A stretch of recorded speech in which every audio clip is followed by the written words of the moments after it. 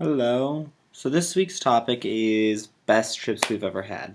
And this year, actually, I had two pretty amazing trips. I went to the Virgin Islands in February, and I went to Chicago, as you guys saw in my last week video. I was in Chicago for 3 weeks.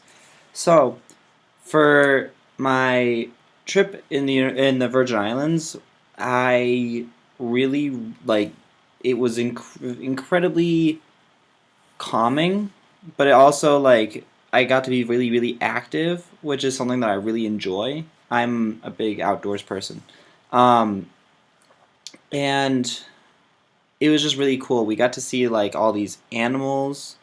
We got to go snorkeling. We went snorkeling like every single day. And one time when I was snorkeling, I was the only student in the water because it was a class trip.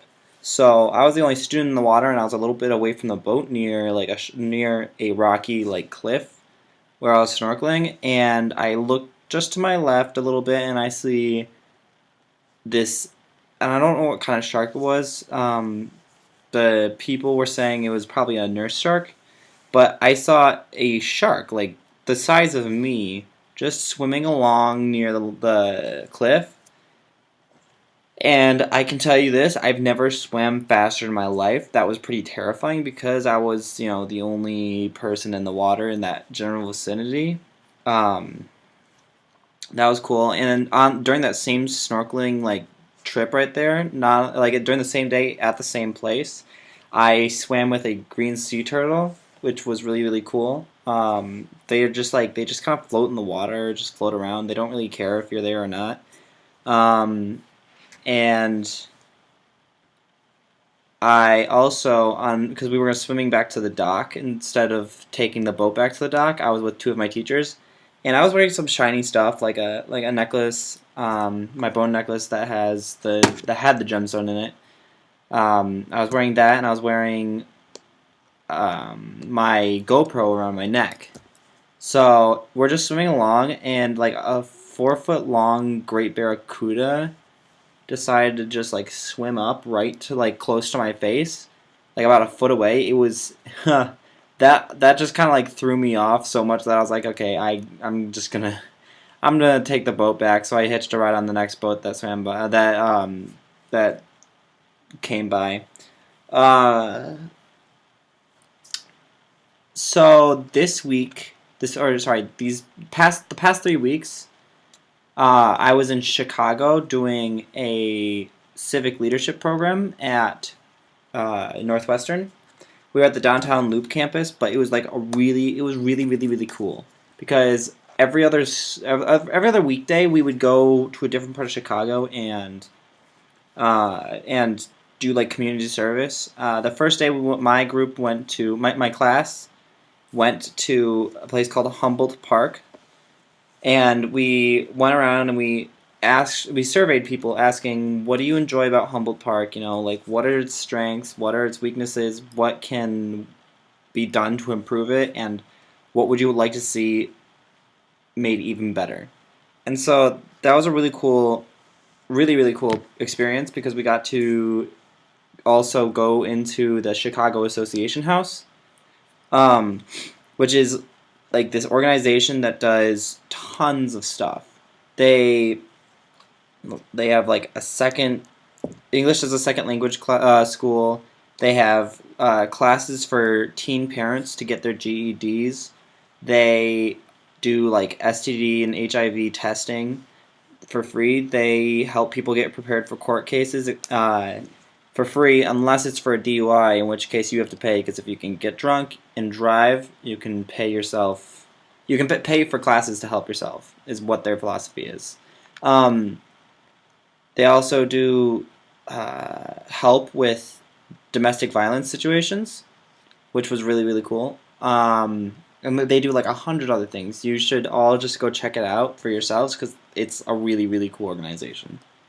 Our second site visit, which is when we went out into the community, we went to a place called Two Little Fishes, and it was it's a soup kitchen where they serve just lunch, And they had us talk to the people before we started serving food. So we got to like know people and we got to hear stories. I met a man who has been to so he was born in Virginia. He went to Virginia Tech. Then in his like sophomore year he dropped out. After dropping out, he went to North Carolina and then he tried to pursue law in DC. After that, he moved out to I think he said Vancouver. And after that, he went to San Francisco. And by that time, it was the 1980s. Not probably a very good time to go to San Francisco. And he became a massage therapist and was in San Francisco for a while. And then he came out to Chicago, where he's been living for 15 years and where he's been struggling to get a job because of a disability that he has. Two Little Fishes, they feed mostly homeless people, but it was really cool and it was really really interesting to hear people's stories. Uh, so on our third site visit, we went to a place called the Carol Robertson Center. It's a daycare where they also like teach kids how to set a table, and they have all their classes in both English and Spanish. So so all the teachers know two languages, which is really really cool. The kids were adorable. I was with the age 4 group, and there were some really adorable kids there, and it was really cool. After that, we went to our third site visit. Was actually also really cool, though the activity wasn't that great. We went and we volunteered for Amnesty International, and we worked on a petition to get better treatment for Guantanamo Bay prisoners, especially like we had one example of a man named Shaker Amr. He's been detained in Guantanamo for like I'd say 10 years or more, and he hasn't been charged with anything. He hasn't even had a trial or anything at all. And he's a London native, and the British asked for his return, and we said we'd do it, but we still haven't given him back. So yeah, we worked on that. There were some people in my group that got like 40 signatures in an hour. Me and my partner got like 20. No, 15. So yeah, I'm not the best at that. On our fourth site visit, we went to... Oh, wait. Our last site visit, we went and we volunteered with Urban Initiatives, which is a group that has like soccer camps throughout the summer in different parts of Chicago, and they also teach kids about nutrition. So it was a really cool program. We got to play soccer with a bunch of little kids. It was really great, and like the things that they do when they start using parks and stuff, it reduces gang activity because there are kids there, and a lot of time there are kids that may be family members of gang members. So the gangs aren't going to be active there, which is really really cool, and it helps a lot more than one might think. Just like the little things. Every other day from that, we did like classes on privilege, social justice, racism, things like that. It was really really cool.